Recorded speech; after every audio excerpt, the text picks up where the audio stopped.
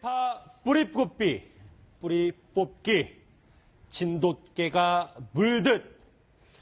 이 좌파라는 단어가 유독 많이 등장하는 이번 대선인데요. 그런데 이 수첩 메모장에 적힌 보셨던 것처럼 박 전 대통령의 발언이 논란이 되고 있습니다. 이현정 의원님. 네.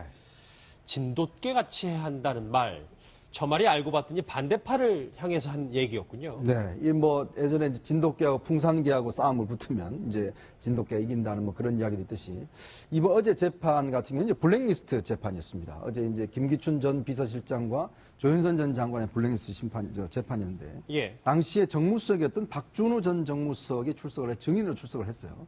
근데 지금 우리가 국정농단 사건 같은 경우는 주로 이제 안종범 전 수석의 수첩이 지금 중요한 증거로 사용됐지 않습니까? 근데 이번 재판에서는 박준우 전 수석의 지금 수첩이 중요한 증거로 채택되고 있어요. 왜냐하면 이 블랙리스트와 관련해서 박 전 대통령이 꾸준히 이 좌파 척결 이것들을 상당히 주문했던 것 같습니다. 예. 원래는 이 정무수석의 역할은 주로 이제 국회와의 관계라든지 또 정치권과의 관계를 주로 하는데 실제로 박준우 수석이 주 임무가 주로 이제 이 블랙리스트 중심으로 해서 이제 문학의 좌파 척결 이런 것에 굉장히 집중되어 있었던 것 같아요. 그래서 아마 박준우 수석도 안정우 수석 마찬가지로 그 수첩에 아주 대통령의 이야기를 꼼꼼하게 이제 기록을 해놨던 것 같습니다.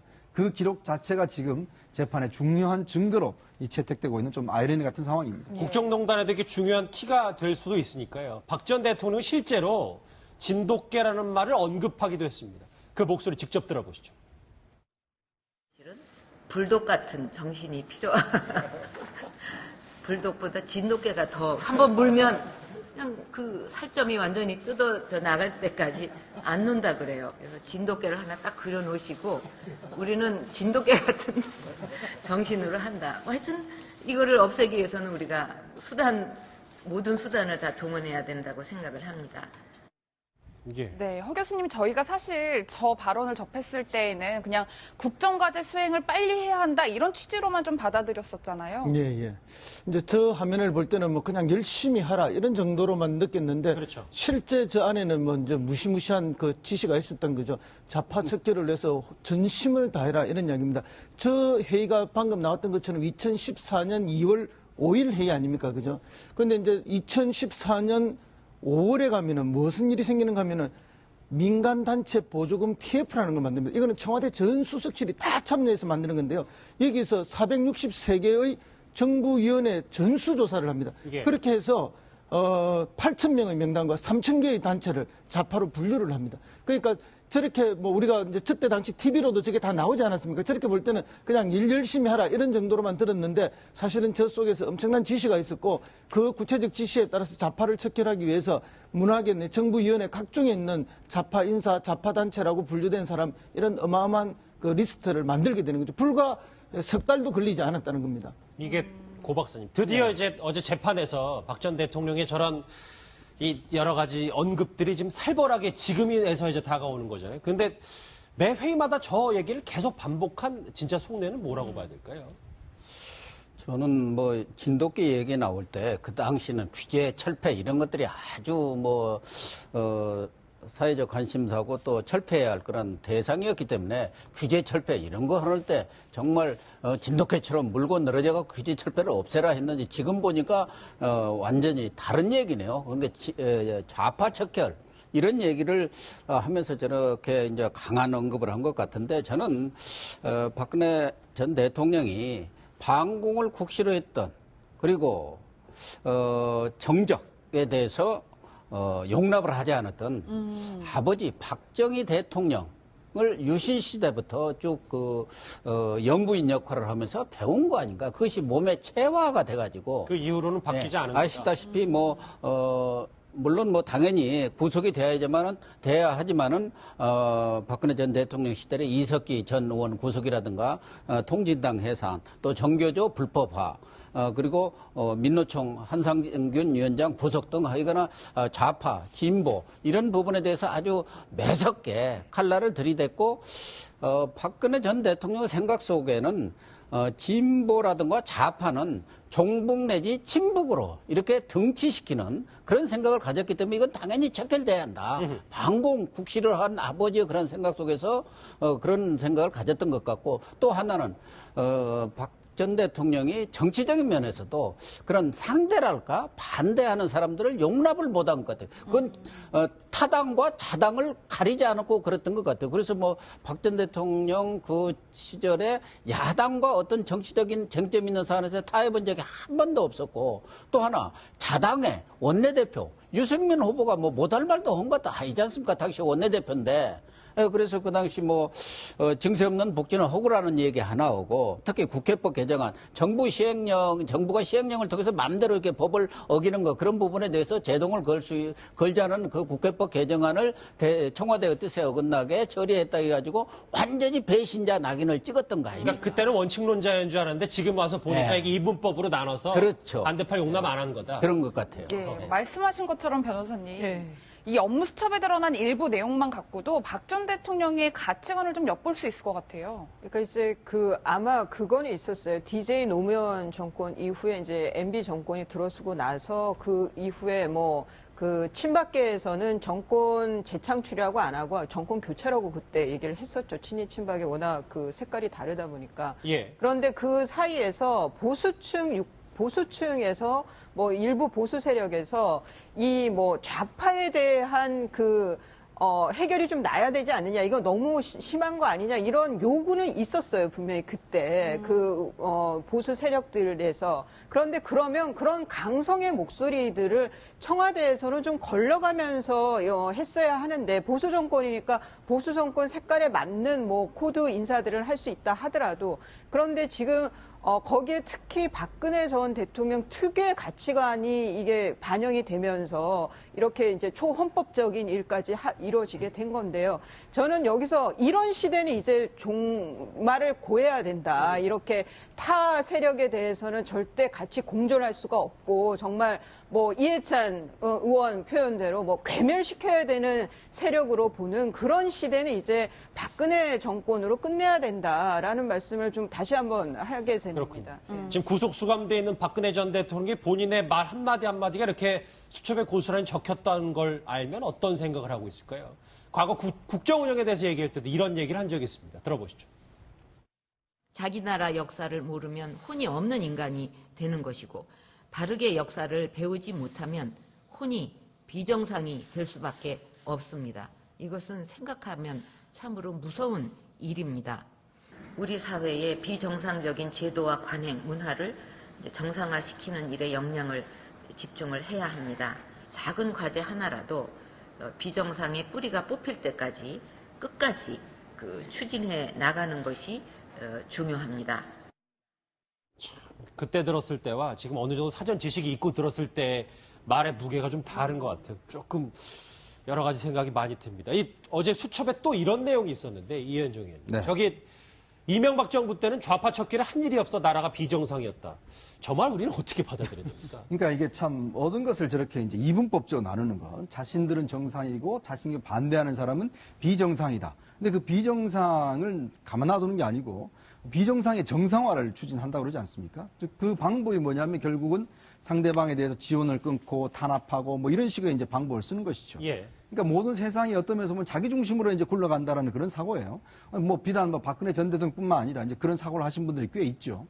저는 그렇다 보면 이 이명박 정권 같은 경우는 이제 그 어떤 실용 정부라는 어떤 그런 피치를 걸었는데, 특히 이제 박근혜 정부에 들어와서 아까도 이야기했지만 이 정권의 어떤 연장으로 보지 않았습니다. 이거 완전 정권의 교체를 봤거든요. 그러면서 특히 이명박 정권의 어떤 창출을 도왔던 사람들, 이런 사람에 대해서 굉장히 적대적으로 대하고 나중에 어떤 굉장히 좀 탄압도 하는 것이 드러났고, 그 이후에 어떤 여러 가지 사정 수사를 통해서 탄압했던 정황들이 나온 걸 보면 박 전 대통령 같은 경우는 이 정치적인 어떤 반대자, 이런 사람들, 특히 제가 알기로 그 박 전 대통령 가장 핵심 측근이었는데 그 사람이 나중에 이제 경질됐어요. 그 이유가 뭐냐면 한 번은 이제 박 전 대통령한테 좀 야당과 이제 대화를 하셔야 될 때 아닙니까라는 그런 제의를 했다고 그래요. 그랬더니 박 전 대통령이 내가 왜 정치를 하는지 당신은 모르느냐라고 이야기를 질책을 하면서 결국 이 사람이 이제 경질됐어요. 이제 그런 걸로 보면 박 전 대통령의 사고방식에는, 그러니까 정말 그 상대방, 즉 자기가 반대하는 세력에 대해서는 저는 아마 이명박 정부 똑같은 본 것 같아요. 야당이나 이명박 정부나 똑같다, 그 세력이나.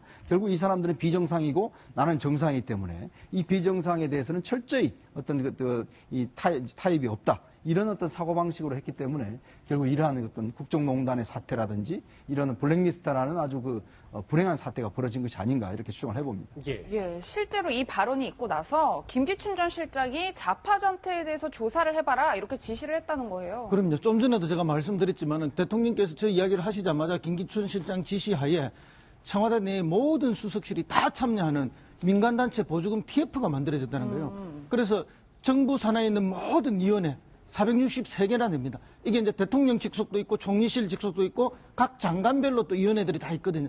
이 위원회를 전수조사를 해가지고 여기에서 좌파 성향으로 분류되는 8,000명, 단체 3,000개를 걸러내가지고 완전히 배제하는 방식으로 갔다는 거 아닙니까? 이제 그 방식들 중에 하나에 가장 심하게 들어갔던 게 이제 문화관광체육부 소속은 아주 철저하게 그렇게 가면서 블랙리스트로 번지게 되는 그런 게 되죠.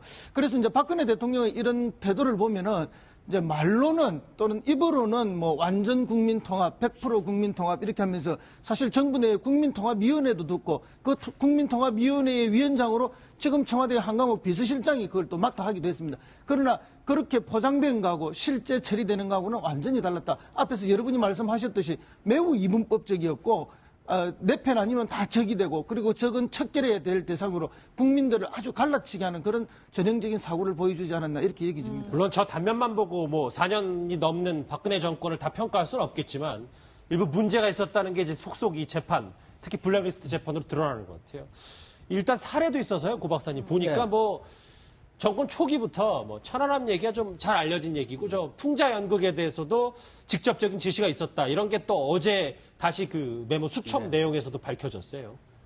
그러니까 뭐 다이빙벨이라든가 뭐 정부에 대해서 좀 비판적인 그런 뭐 영화 연극 뭐 다양한 그런 문화 활동들에 대해서 전반적으로 스크린을 통해서 지원도 끊고 또 관련자들에 대해서 또 기업에 대해서까지도 압력을 가한 거 아닙니까? 그것이 CJ의 이미경 부회장에 대해서 물러나라. 이렇게 전화까지 해가지고 지금 문제가 됐고 그것이 또 하나의 탄핵 사유로 지금 적시가 된 것 아닙니까? 그런 거 보면은 뭐 물론 뭐 김대중 노무현 정권 때 아무래도 그 이전에 오랜 군사 정권 시절에서 좌파 진보적 세력들이 너무 탄압을 받았기 때문에 그 두 정권 하에서 진보 좌파 단체라든가 어떤 연극인 문화인들에 대해서 좀 적극적인 지원 정책을 쓴 것은 사실인데 그걸 빌미로 해서 지금 박근혜 정부 사실은 또 MB 정권 때도 상당한 뭐 제약을 둔 건 사실입니다. 근데 박근혜 정부 들어와서 그런 부분이 너무 지나치게 지나친 정도가 아니라 아예 탄압의 정도로 뿌리를 뽑아야 할 척결의 대상으로 지금까지 이렇게 갔다는 게 가장 큰 문제가 되는 거 아닌가 보여집니다. 이 국정농단 재판이 이제부터 본격적으로 시작이 되면서 이렇게 하나 둘씩 과거에 있었던 여러 가지 일들이 드러나고 있는데 근데 본인 재판은 어떻게 맞이할지 모르겠습니다. 좀 이 박근혜 전 대통령 측 변호인단에 좀 심상치 않은 일들이 있는 것 같은데 먼저 과거 얘기부터 먼저 들어보시죠. 지금 시간이 12시가 넘었는데요. 네. 사실은 제가 조금 당뇨가 있습니다. 아, 네네. 그래서 시간을 조금 주시면은 제가 조금 어지럼증이 있어서 음식을 조금 먹어야 되겠는데 그 시간을 좀 주실 수 그러시다면 그 부분은 다음번에 하시는 것으로 하시고요. 오늘 별로는 여기서 아닙니다. 종료를 저는 하시죠. 오늘 하겠습니다. 오늘 꼭 하셔야 되는 네, 이유는 제가 뭔가요? 오늘 하겠습니다. 하겠는데 왜 변론을 막으십니까? 예, 보시는 것처럼 탄핵 심판 때 뭐 재판을 지연시킨다는 논란이 있었는데 이번엔 유영하 변호사가 뭐 400여 명이 넘는 증인을 신청할 수도 있다라는 취지의 말을 해서 좀 논란이 되고 있어요. 그러니까 이제 그 준비 기일이 한번 있었잖아요. 그때 보면 이제 증거 목록을 내놓거든요. 검찰에서. 거기서 아마 진술조서에 등장하는 사람들이 한 432명 정도 되나 봐요. 근데 문제는 이제 저 사당부분이라고 하는데 아마 상당 부분인 것 같은데요. 예. 그 부동의를 하겠다니까 한마디로 이 재판의 증거로 못 쓴다라고 동의를 안 해주면 저기 진술조서에 진술한 사람들을 다 불러다가 증인신문을 해야 돼요. 예. 그게 원칙인데 그런 의미에서 지금 유영하 변호사가 그러면 432명 다 할 수도 있다라는 이제 좀 엄포성 얘기를 했는데 좀 유사한 사례가 지금 최순실 씨의 첫 번째 재판에서 재판장께서 이렇게 많이 신청하면 못한다 그래서 좀 취사 선택을 했거든요. 아마 박 전 대통령의 경우에도 뭐 432명을 다 부를 일은 없고 또 관련 사건들이 아마 어쩌면 특히나 이재용 부회장 사건 같은 경우에는 뭐 선고가 날 수가 있단 말이죠. 예. 그러면 관련 사건들이 있기 때문에 아마 좀 재판부에서 취사 선택을 해서 증인 신문을 받을 걸로 보이고요.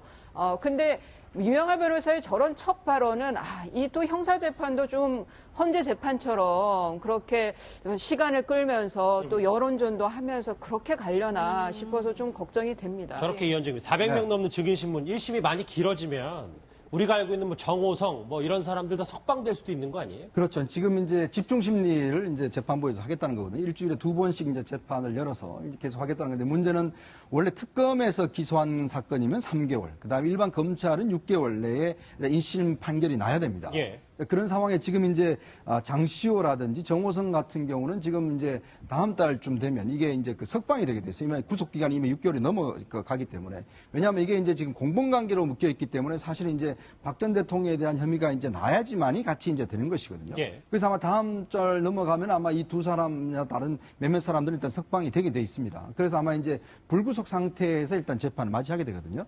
근데 만약에 박 전 대통령 재판이 이제 만약에 계속 늘어진다라고 한다면 지금 뭐 432명을 전부 다 지금 예를 들어서 불러서 다 현장에 재판장에서 증인을 하고, 왜냐하면 이게 진술 조서를 증거로 능력이 인정하지 않으면 직접 재판장이 불러서 직접 거기서 이제 해야지만이 그게 증거 능력으로 인정이 되거든요. 예. 아마 그런 걸 노린 것 같습니다. 그렇다 보니까 지금 일단 재판부 자체는 보면 지금 일주일에 2번 하지만 이 2번도 상당히 모자랄 수 있는 그런 가능성이 있죠. 그러니까 아무래도 이제 1심 재판 나기 전에 박 전 대통령 석방할 수 있는 그런 가능성도 지금 배제할 수 없는 노림수가 있는 거군요. 예, 이수희 변호사님, 그런데 사실 변호인에게는 재판에 협조할 의무도 있을 것 같은데 네. 이런 식의 행동이 긍정적인 효과를 가져오게 될까요?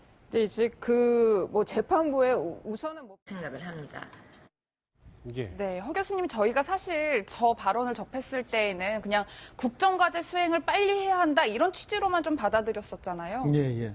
이제 저 화면을 볼 때는 뭐 그냥 열심히 하라 이런 정도로만 느꼈는데 그렇죠. 실제 저 안에는 뭐 이제 무시무시한 그 지시가 있었던 거죠. 좌파척결을 내서 전심을 다해라 이런 이야기입니다.